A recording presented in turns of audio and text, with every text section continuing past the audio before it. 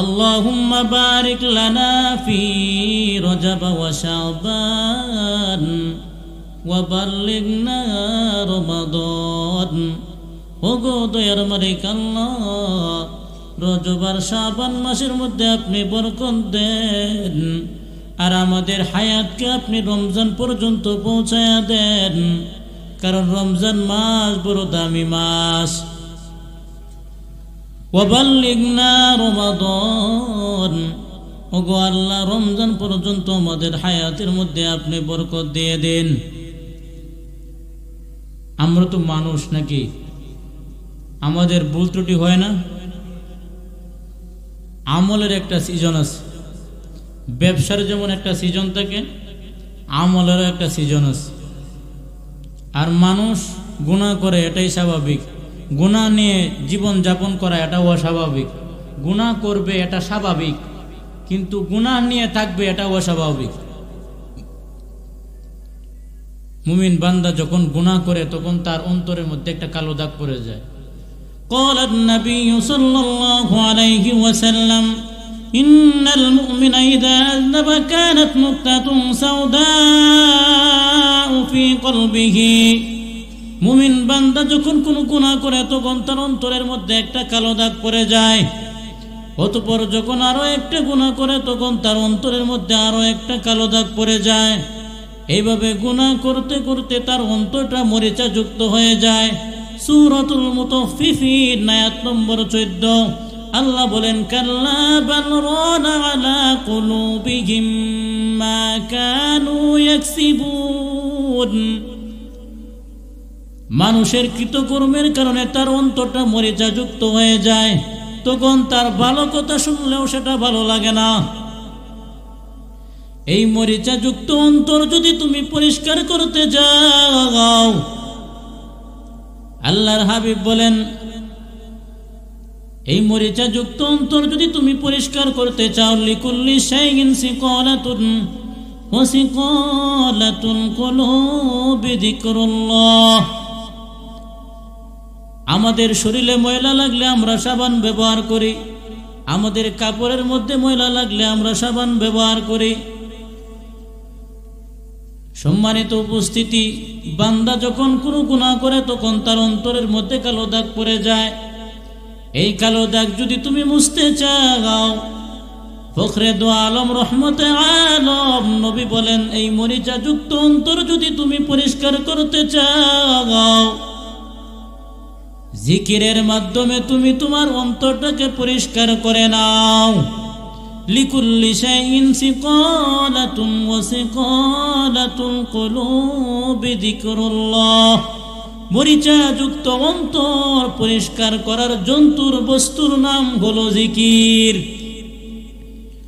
মুআয রাদিয়াল্লাহু তাআলা আনহু ডাক দিয়ে বলেন, ও নবী আমার, আইয়ুল আমালি হাব্বু ইলাল্লাহ, আল্লাহর নিকট সবচেয়ে প্রিয় আমল কোনটা? রহমতে আলম নবী বলেন, আতামুত ওয়া লিসানুকা রাতবুম মিন যিকরিল্লাহ। ও মুআজ, তোমার মরণ যেন এমন অবস্থায় হয় যে জিকিরে তোমার জবানটা তরতাজা থাকে। আনতামুতা ওয়া লিসানুকা রাতবুম মিন যিকরিল্লাহ। আবু হুরায়রা রাদিয়াল্লাহু তাআলা আনহু থেকে বলেন, রহমতে আলম নবী বলেন,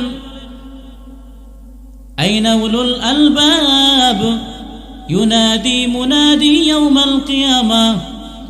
কিয়ামতের দিন একজন ঘোষণাকারী ঘোষণা করবে, আইনা উলুল আলবাব, জ্ঞানী লোকেরা কোথায়?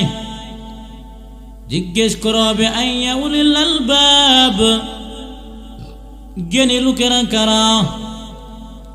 الذين يذكرون الله قياما وقعودا وعلى جنوبهم ويتفكرون في خلق السماوات والأرض ربنا ما خلقت هذا باطلا سبحانك فقنا عذاب النار।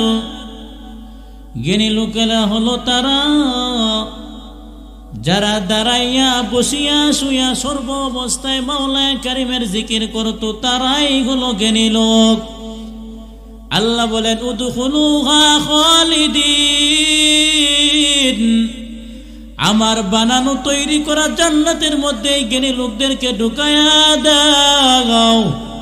খালিদিনা ফিহা আবাদা, আমার তৈরি করা জান্নাতের মধ্যে এই সমস্ত ব্যক্তিরা চিরকাল অবস্থান করবে। লা ইয়ারাউনা ফিহা শামসান ওয়ালা জামহারিরা,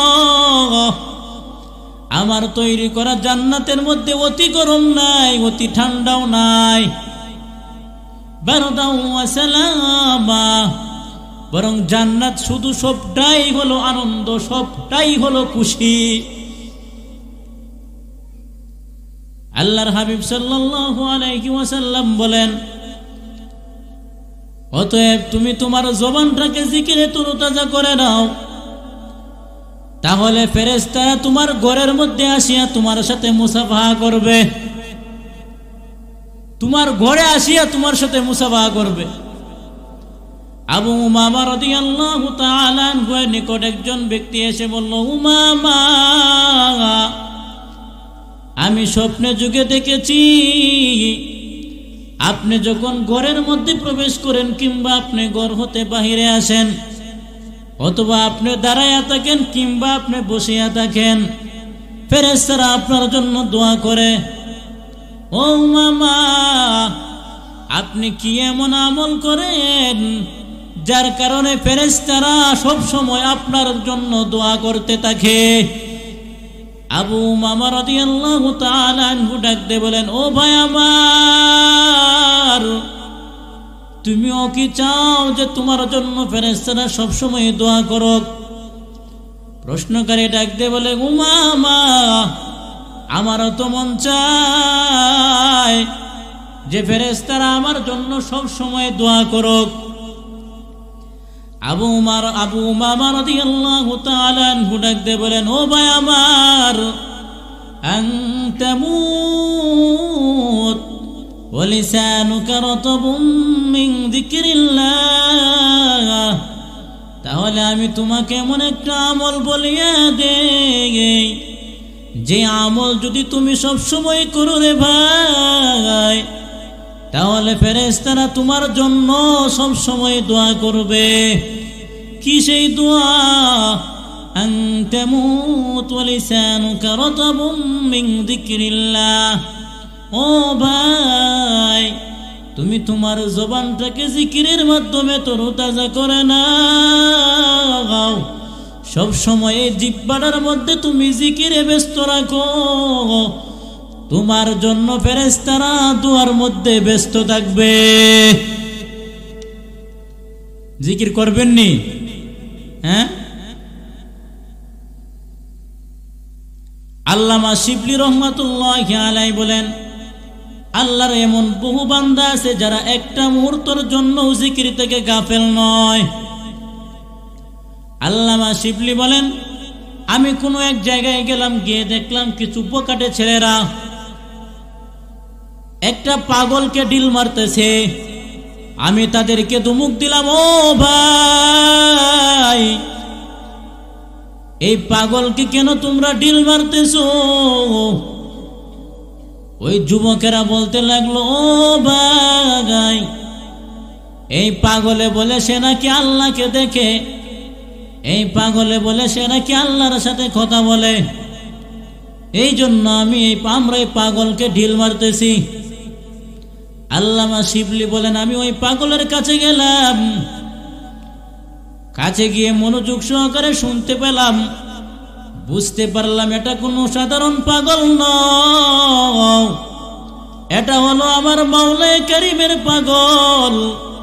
এ হলো মাওলানা কারীমের পাগল, মুনিবের পাগল, মাওলার পাগল, আল্লাহর পাগল। সে গুনগুন গুনগুন করে বলছে, খয়ালুকা ফি আইনি ওয়া যিকরুকা ফি ফামি ওয়া মাসওয়াকা ফি কলবি ফাইনা তাগিব।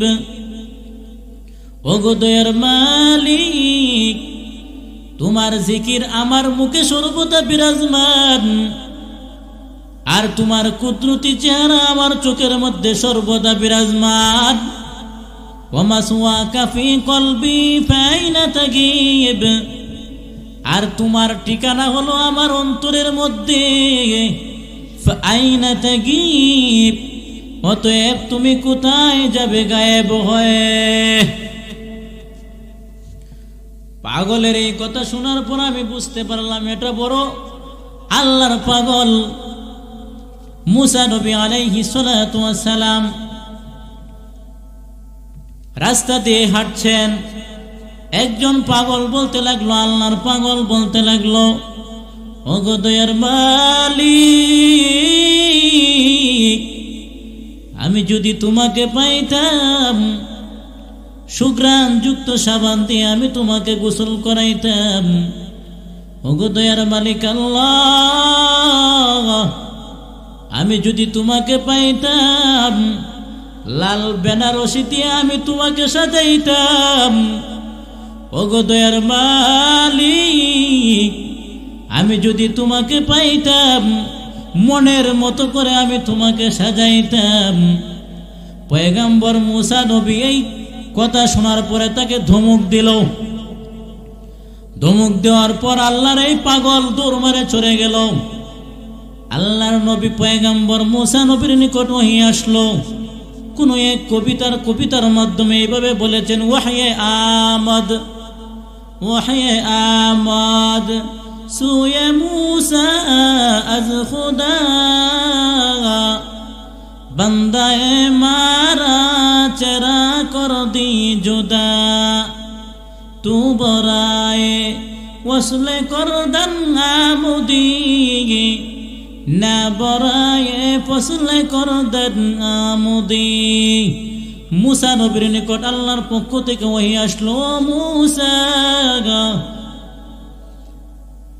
আমার সাথে জুড়ানো বান্দা, আমার সাথে কথা বলনেওয়ালা বান্দা, কেন তুমি তাকে ডিস্টার্ব করলা?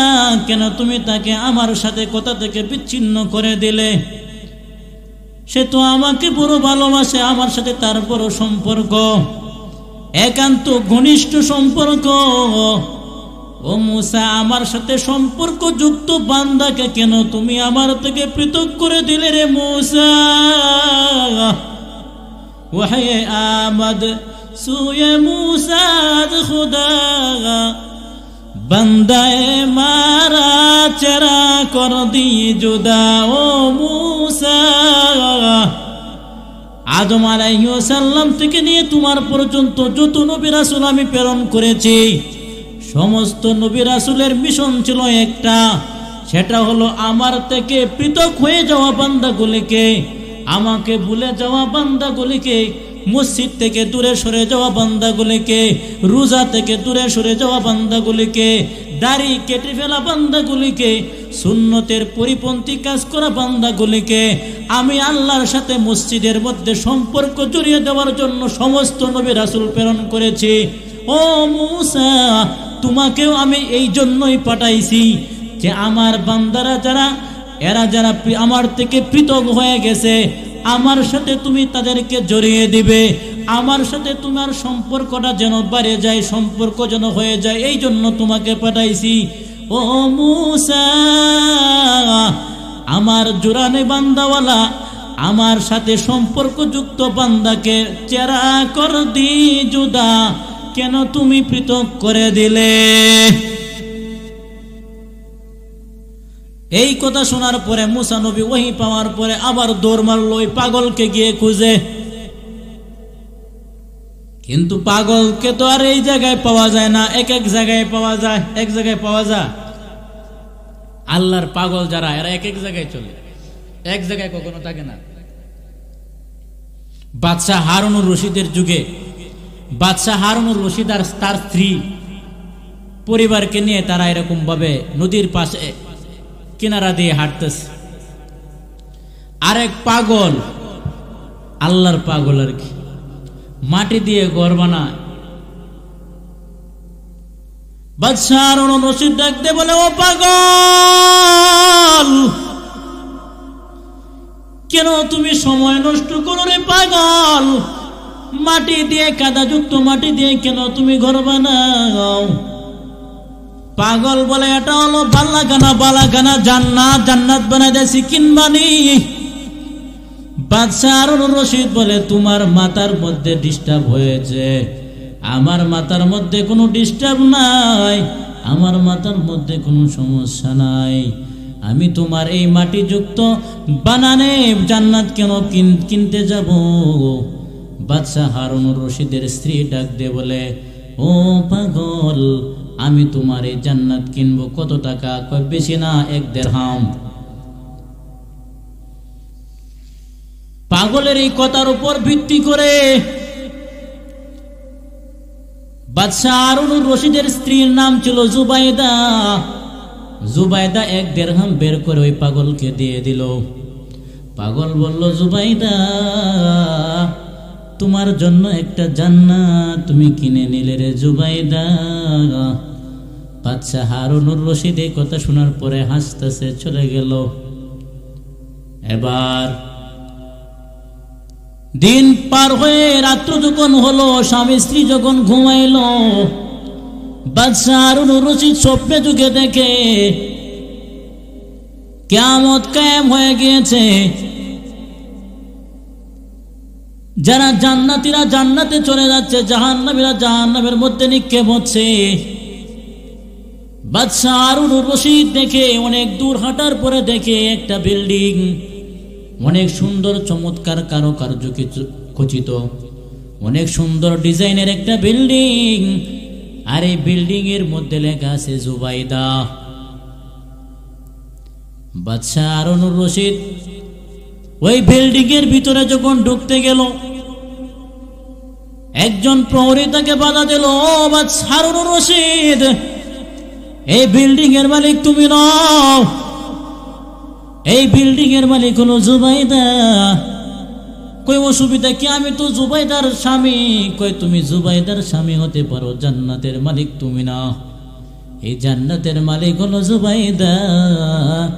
এই জান্নাতের মধ্যে একমাত্র জুবাইদাই ঢুকতে পারবে, তুমি পারবে না।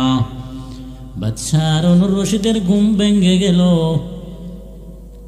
সে পেরেশান হয়ে গেল, আমি এটা কি দেখলাম, বড় অস্থির হয়ে গেল। স্ত্রীও যখন ঘুম ভাঙলো, স্ত্রীকে বিষয়টা বলল, ও আমার প্রিয়তমা স্ত্রী, তুমি কি এমন আমল করো যে আমলের কারণে আমি স্বপ্নে যুগে দেখতে পেলাম তোমার নামে একটা বালাখানা আছে, অনেক সুন্দর একটা বিল্ডিং আছে। আমি যখন ঢুকতে যাই, প্রহরী আমাকে বলে এই বিল্ডিং এর মালিক তুমি নও যে তুমি এখানে ঢুকবে, এই বিল্ডিং এর মালিক একমাত্র জুবাইদা তুমি। ও প্রিয়তমা স্ত্রী আমার, কি এমন আমল তুমি করো রে জুবাইদা? আমাকে তুমি একটু বলো না। জুবাইদা বলে, তুমিও 5 ওয়াক্ত নামাজ পড়ো, আমিও 5 ওয়াক্ত নামাজ পড়ি।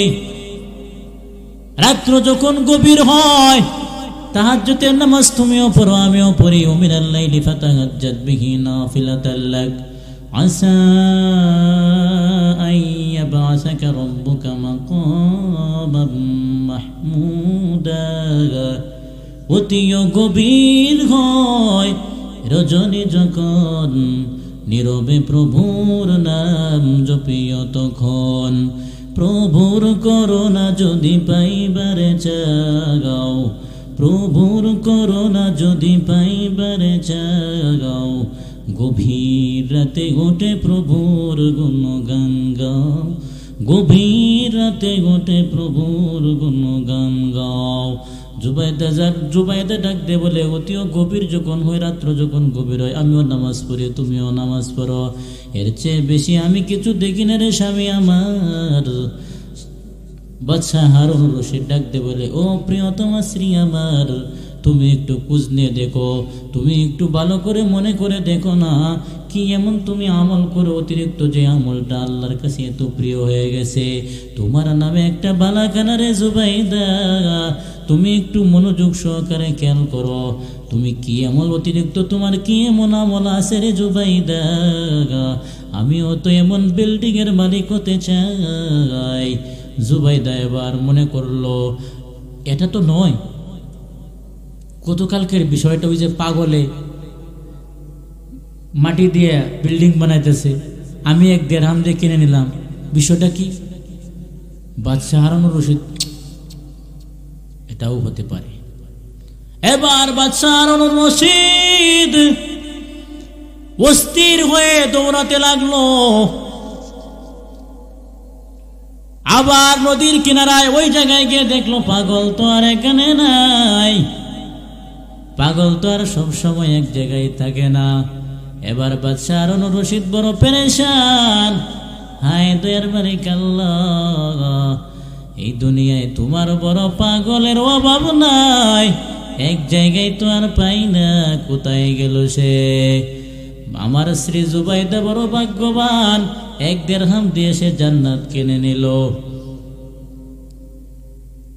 তো যে কথাটা বলতেছিলাম, পাগল সবসময়, আল্লাহর পাগল যারা আছে এরা সবসময় এক জায়গায় থাকে না।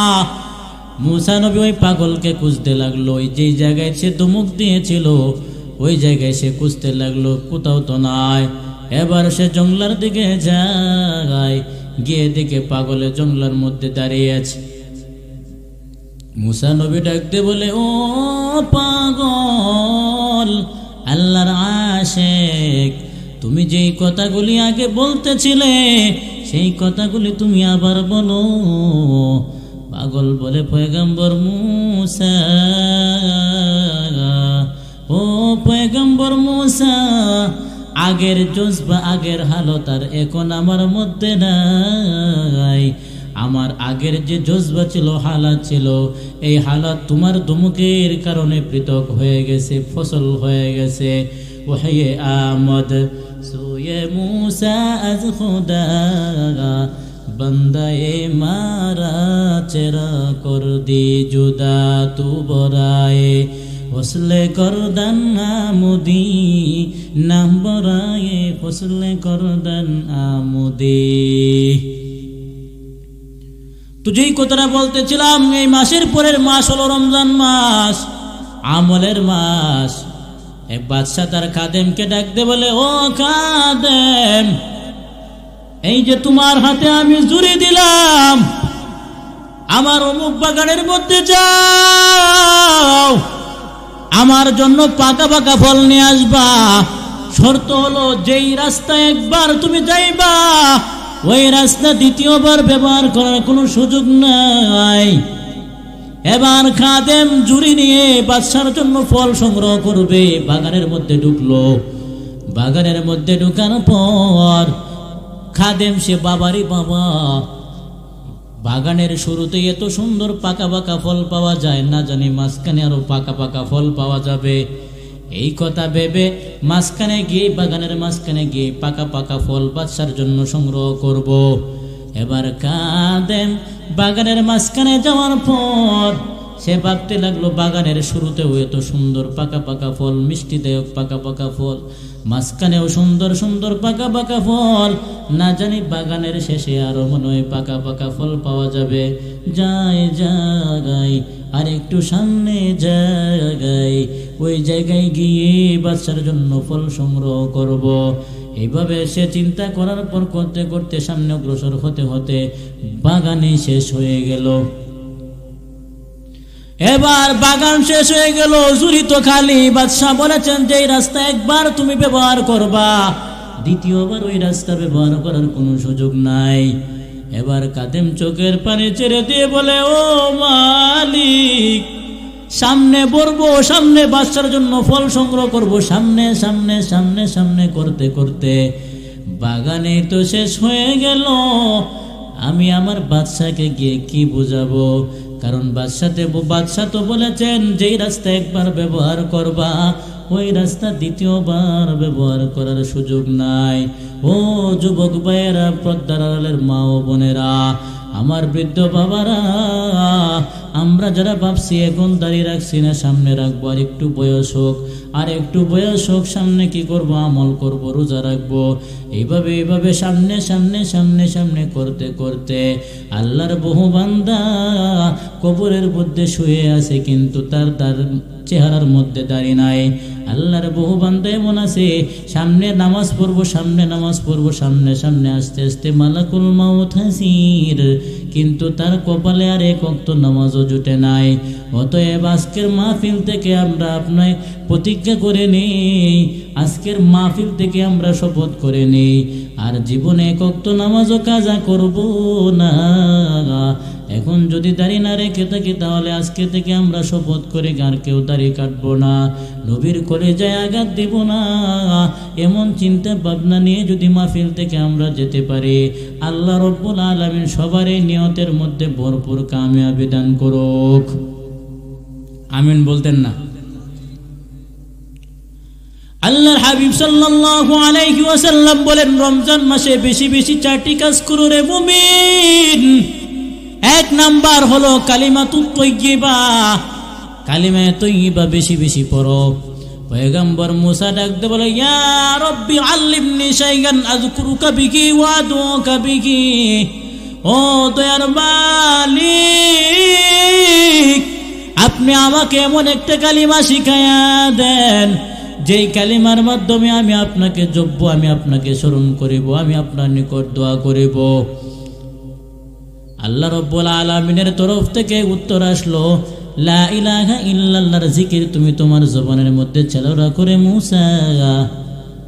পয়গম্বর মুসা ডাক দিয়ে বলে, ও গো দয়ার মালিক আল্লাহ, আমি তোমার নিকট এমন একটা কালিমা চেয়েছি, এমন একটা দোয়া চেয়েছি যেই দোয়াটা সচরাচর সবাই পড়ে না, একমাত্র আমার জন্য খাস। ও গো দয়ার মালিক, কালিমা তাইয়্যিবা লা ইলাহা ইল্লাল্লাহ এটা তো সবাই পড়ে, এটা তো কোনো বিশেষিত্ব হলো না, এটা তো কোনো বিশেষ কোনো দোয়া হলো না। আল্লাহ তুমি আমায় বিশেষ একটা দোয়া শেখায়া দাও। আল্লাহ রব্বুল আলামিন বলেন, লা ইলাহা ইল্লাল্লাহ এটাই হলো বিশেষ দোয়া। সাত আসমান সাত জমিন সারা পৃথিবীকে যদি এক পাল্লায় রাখা হয়, আর এক পাল্লায় যদি লা ইলাহা ইল্লাল্লাহর টুকরাটাকে রাখা হয়, সাত আসমান সাত জমিনে তো দুপুরের মাঝখানে যা কিছু আছে সব কিছুই হালকা হয়ে যাবে কালিমার পাল্লার কাছে। লা ইলাহা ইল্লাল্লাহ, লা ইলাহা ইল্লাল্লাহ। আমাদের জবানের মধ্যে জিকির নাই, আমাদের জবানে শুধু গীবত শেখায়েত। ও ভাই, আমি আপনার জবানটাকে যদি জিকিরের মাধ্যমে তরতাজা রাখতে পারি, আফজলু যিকরি লা ইলাহা ইল্লাল্লাহ ওয়া আফদলুদ দুআই আলহামদুলিল্লাহ। রহমতে আলম নবী বলেন, তুমি তোমার জবানটাকে লা ইলাহা ইল্লাল্লাহর জিকিরের মাধ্যমে তরতাজা করে নাও। আফদলু যিকরি লা ইলাহা ইল্লাল্লাহ, সর্বোত্তম জিকির হলো লা ইলাহা ইল্লাল্লাহ। ওয়া আফদলুদ দুআই আলহামদুলিল্লাহ, আর সর্বোত্তম দোয়া হলো আলহামদুলিল্লাহ। তার মধ্যে এক নাম্বার হলো লা ইলাহা ইল্লাল্লাহ, দুই নাম্বার হলো ইস্তিগফার। আল্লাহ বলেন, ওয়ানিস্তাগফিরু রাব্বাকুম সুম্মা তুবু ইলাইহি ইউমাত্তিউকুম মাতান হাসানা। বেশি বেশি ইস্তিগফার পড়ো। আপনার পরিবার অসুস্থ, ইস্তিগফার পড়েন। আপনার জমিনের মধ্যে ফসল কম হয়, ইস্তিগফার পড়েন। আপনি অসুস্থ, ইস্তিগফার পড়েন। আপনি বিপদের মধ্যে পড়েছেন, ইস্তিগফার পড়েন। আপনি বিপদের মধ্যে পড়েছেন, ইস্তিগফার পড়েন। আপনি অনেক ঋণগ্রস্ত হয়ে গেছেন, ইস্তিগফার পড়েন। সব কিছু থেকে উদ্ধার করা আল্লাহ রব্বুল আলামিন এগুলি আপনার জন্য একবারে সহজ করে দিবেন। এই জন্য বেশি বেশি ইস্তিগফার করার কথা নবীজি বলেছেন। তৃতীয় নম্বর আমল হলো, চতুর্থ নম্বর আমল হলো 3 আর 4। নবী বলেন এই দুইটা ছাড়া কোনো গতি নাই। 3 নাম্বার হলো তুমি জান্নাত চাও। আল্লাহর হাবিব বলেন, আল্লাহুম্মা ইন্না নাসআলুকাল জান্নাতা ওয়া নাউযু বিকা মিনান নার। ওগো দয়ার মালিক আল্লাহ, আমি তোমার নিকট জান্নাত চাই, জাহান্নাম থেকে মুক্তি চাই। আল্লাহ, আমি তোমার তৈরি করা জান্নাতের মধ্যে ঢুকতে চাই। 3 নাম্বার হলো বান্দা তুমি জান্নাত চাও। 4 নাম্বার হলো তুমি জাহান্নাম থেকে মুক্তি চাও। কারণ আল্লাহ জাহান্নামের আগুনের ব্যাপারে বলেছেন, নারুল্লাহিল মুকাদ্দা, জাহান্নামের আগুন হলো আমি আল্লাহর আগুন। আল্লাতী তাত্তলিউ আলাল আফিদা, দুনিয়ার আগুন যেই জায়গায় লাগে ওই জায়গাটা পুড়ে, অন্য জায়গা পুড়ে না। কিন্তু জাহান্নামের আগুন, আমি আল্লাহর আগুন, শরীরের যেই জায়গায় লাগুক না কেন ওই জায়গাটা পুড়ে সারকার হওয়ার সাথে সাথে কলিজাটা পুড়ে ভস্ম হয়ে যাবে। এই জন্য আল্লাহর হাবিব বলেন, জাহান্নাম থেকে মুক্তি চাও, জান্নাত চাও। عن أبي هريرة رضي الله تعالى عنه قال قال رسول الله صلى الله عليه وسلم أوتيت أمتي 5 خصال في رمضان لم تعطهن أمة قبلهم। আল্লাহর হাবিব সাল্লাল্লাহু আলাইহি ওয়াসাল্লাম ফখরে দু আলম নবী বলেন, আমার উম্মতকে 5টা বৈশিষ্ট্য দেওয়া হয়েছে রমজান মাসে।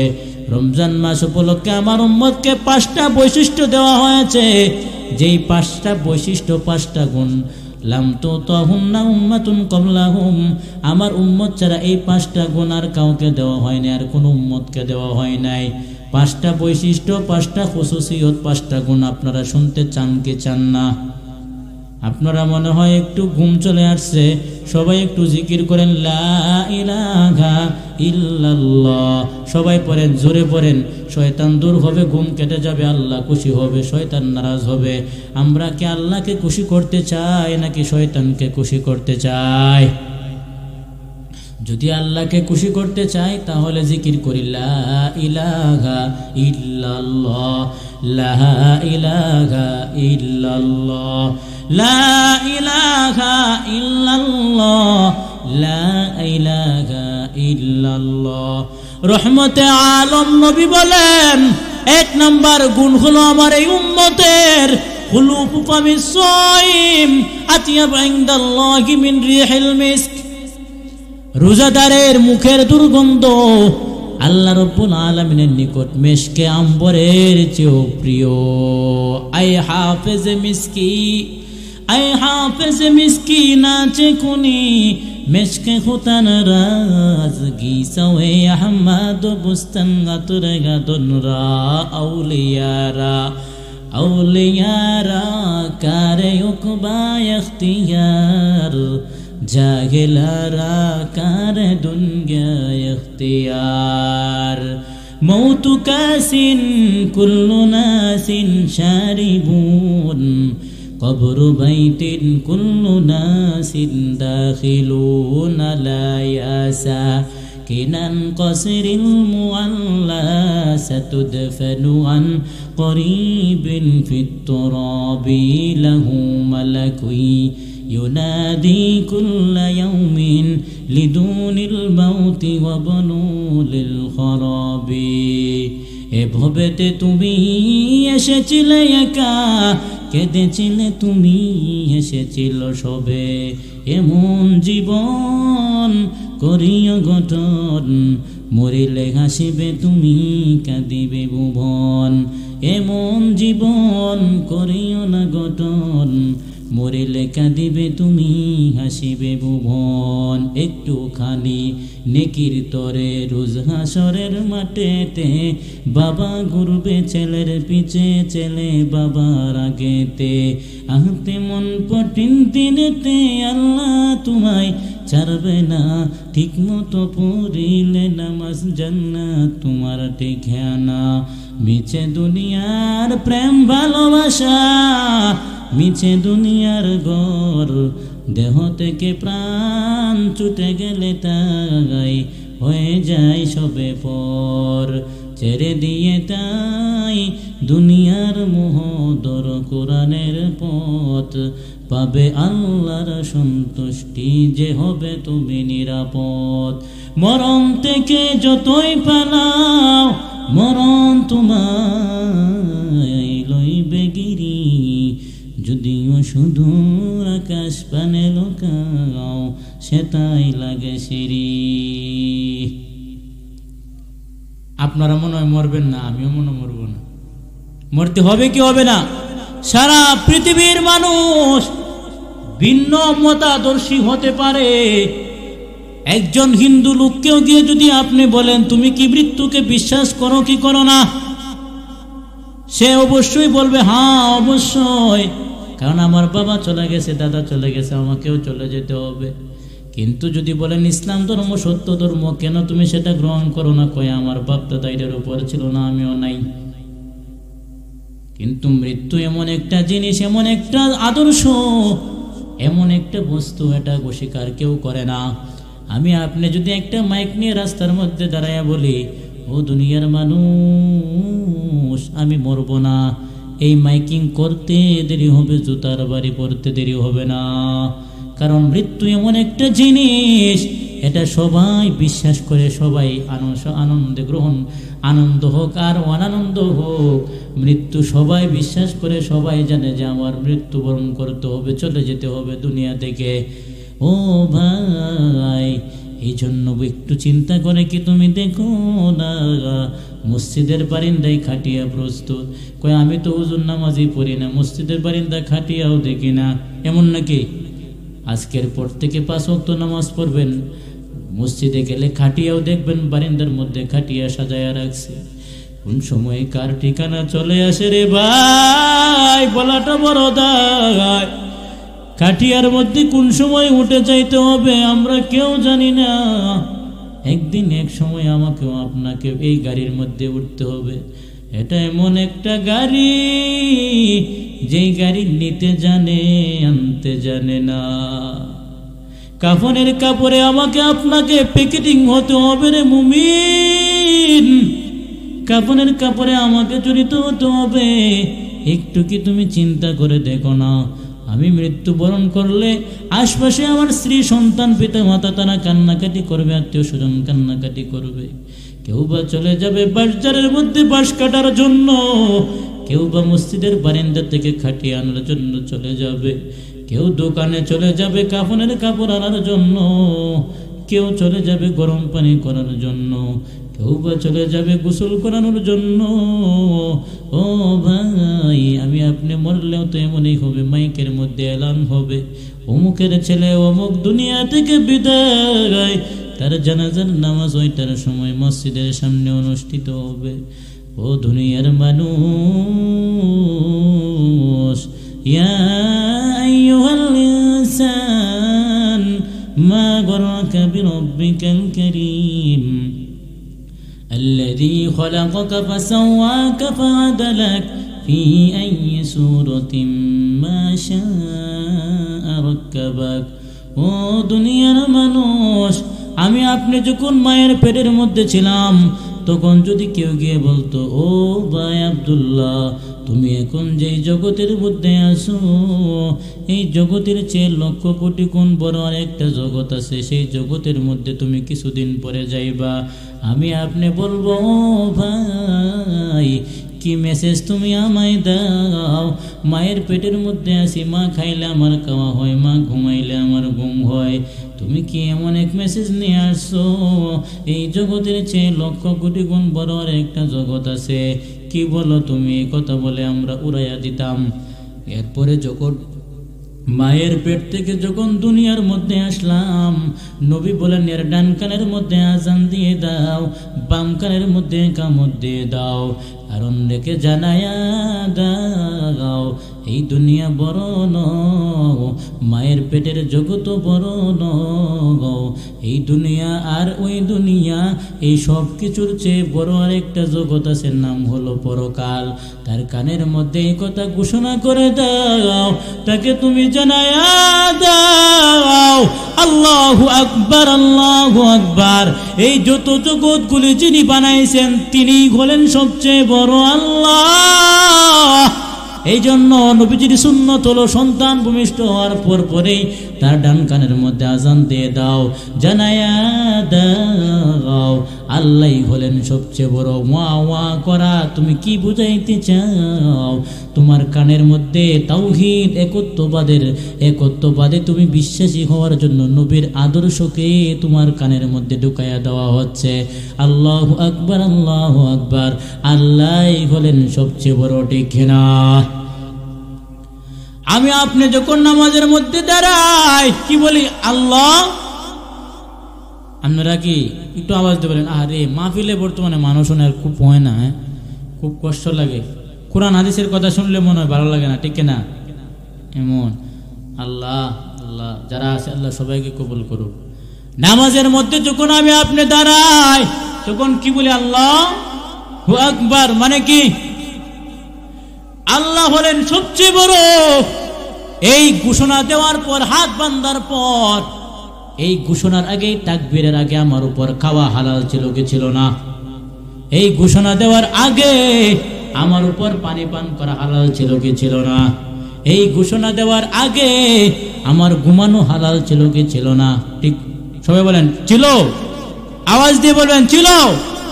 কিন্তু যখন আমি বললাম আল্লাহু আকবার, এই তাকবীরকে বলে তাকবীরে তাহরিমা, অর্থাৎ হারাম করা তাকবীর। এই তাকবীর বলার পূর্বে খাওয়া হালাল ছিল, তাকবীর দেওয়ার কারণে খাবারটা হালাল হয়ে হারাম হয়ে গেল।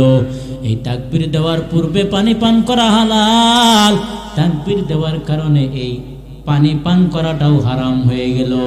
এই জন্য নামাজের মধ্যে খাওয়া নামাজ ভেঙ্গে দেয়, নামাজের মধ্যে পান করা নামাজ ভেঙ্গে দেয়।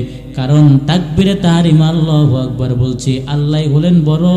হালাল জিনিসগুলিও তাকবীর দেওয়ার কারণে, আল্লাহকে বড় মনে করার কারণে, আল্লাহকে বড় মনে করার কারণে, তাকবীর দেওয়ার কারণে হালাল জিনিসগুলিও সেগুলি হারাম হয়ে গেল।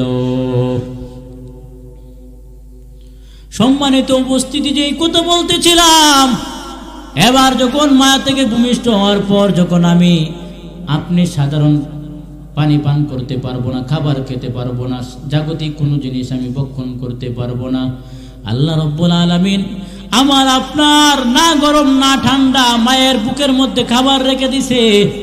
কয় এবার ডাক্তাররা বলে মায়ের দুধের চেয়ে পুষ্টিকর আর কোনো দুধ নাই। 2 বছর পর্যন্ত, 1.5 বছর পর্যন্ত মায়ের দুধ খাওয়াও, অন্য বাহিরের কোনো দুধ খাওয়াইও না। তাহলে মেধা শক্তি বিকাশ হবে, মেধার আলোড়ন হবে।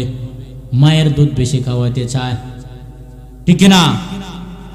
আল্লাহ রাব্বুল আলামিন বলেন আমি আল্লাহ, কারণ তুমি দুনিয়ার অন্যান্য খাবার তুমি খাইতে পারবে না, তোমার পেটে সহ্য করবে না। আমি আল্লাহ তোমার মায়ের বুকের মধ্যে না গরম না ঠান্ডা, তোমার পেটের জন্য যা সহ্যনীয়, তোমার পেটের জন্য, তোমার শরীরের জন্য যা সহনীয়, এমন একটা খাবার আমি তোমার মায়ের বুকের মধ্যে রেখে দিয়েছি রে গোলাম, তুমি পান করো, খাও, তৃষ্ণা নিবারণ করো, ক্ষুধা নিবারণ করো রে গোলাম। এভাবে যাওয়ার পর পাপা করে যখন সময় চলে গেল, আমি আপনি যখন একটু ডাঙ্গর হলাম, 12 বছরে উপনীত হলাম, কিংবা 15 বছরে উপনীত হলাম, বালেগ যখন হলাম, প্রাপ্তবয়স্ক যখন হলাম, এবার শরীয়তের হুকুমে এটাকে বলে মুকাল্লাফ। এখন আপনার উপর শরীয়তের বিধান চালু আসছে, আপনার উপর নামাজ ফরজ হয়ে গিয়েছে। আপনি যখন প্রাপ্তবয়স্ক হয়ে গেলেন, যখন আপনি আব্বা আব্বা ডাকতে পারেন, আপনি যখন আব্বুকে আব্বু বলে ডাক দেন, আপনার আব্বুর কলিজাটা ঠান্ডা হয়ে যায়। আপনি যখন আম্মাকে আম্মু বলে ডাক দেন, আপনার আম্মুর কলিজাটা ঠান্ডা হয়ে যায়। আল্লাহ বলেন ওরে গোলাম, আমি আল্লাহ তোকে এত সুন্দরভাবে মায়ের পেটের মধ্যে ব্যবস্থা করেছি, তোকে আমি আল্লাহ লালন পালন করেছি। জন্মগ্রহণ করার পরেও আমি আল্লাহ তোর মায়ের বুকের মধ্যে তোর খাবারের ব্যবস্থা করেছি। এখন তুমি আমি আল্লাহকে ডাক দেগাও, আমি আল্লাহর কুদরতি অন্তর ঠান্ডা হয়ে যাবে। এবার যখন বলা হলো এখন আপনি গুনাহের দিকে দৌড়াও, বান্দা যখন কোনো গুনাহ করে তখন সন্তান যেমন আগুনের দিকে গেলে আজ মা বাবাকে তাকে দৌড়াইয়া গিয়ে নিয়ে আসে, সন্তান যেমন পানি নিয়ে খেলা করলে মা বাবা যেমন ভাবে তাকে গিয়ে নিয়ে আসে। আল্লাহ রব্বুল আলামিনের বান্দা আমি আপনি যখন কোনো গুনাহের দিকে দৌড়াই, আল্লাহ রব্বুল আলামিন আদরের সহিত অত্যন্ত স্নেহের সহিত ডাক দিয়ে বলে ইয়া আইয়ুহাল ইনসান মা গররকা বিরব্বিকাল কারীম الذي خلقك فسواك فعدلك في أي سورة ما شاء ركبك। ও গোলাম, তোমাকে কোন জিনিস আমি আল্লাহ সম্পর্কে উদাসীন করে দিয়েছে? ইয়া আইয়ুহাল ইনসান, ও দুনিয়ার মানুষ, মা গররকা বিরব্বিকাল কারীম, দয়াময় রব সম্পর্কে কোন জিনিস তোমাকে প্রতারণায় ফেলেছে? আল্লাযী খলাকাকা ফাসাওয়াকা ফাআদালাক, যে আল্লাহ তোমাকে সৃষ্টি করেছেন, ফাসাওয়াকা ফাআদালাক, সুসমত করেছেন, তোমাকে সৌন্দর্যমণ্ডিত করেছেন, অবয়ব আকৃতি সুন্দরভাবে সাজাইছেন। এই আল্লাহ সম্পর্কে তুমি কেন উদাসীন, কেন তুমি গুনাহের দিকে দৌড়াও? সম্মানিত উপস্থিতি, যে কথা বলতেছিলাম, এই উম্মতের 5টি গুণ। 1 নাম্বার গুণ হলো রোজাদারের মুখের দুর্গন্ধ আল্লাহর নিকট মিশকে আম্বরের চেয়েও প্রিয়। 2 নাম্বার গুণ হলো তাস্তাগফিরুলাহুমুল হাইতান, সারা দুনিয়ার মানুষই শুধু তার জন্য দোয়া করে না, ফেরেশতারাই শুধু দোয়া করে না, এমনকি সমুদ্রের মাছ পর্যন্ত রোজাদারের জন্য দোয়া করে। তাস্তাগফিরুলাহুমুল হাইতান হাত্তা ইফতিরু, রোজাদারের ইফতারের আগ পর্যন্ত সমুদ্রের মাছও রোজাদারের জন্য দোয়া করে। আল্লাহ রাব্বুল আলামিন আমাদের সবাইকে বাকি 3টা গুণ ইনশাআল্লাহ আগামীতে বলার, আল্লাহ যদি আপনাকে আমাদের সময় দান করে, আল্লাহ রাব্বুল আলামিন আমাদের সবাইকে রমজানের হক যথাযথভাবে আদায় করার, আর যে কথাগুলি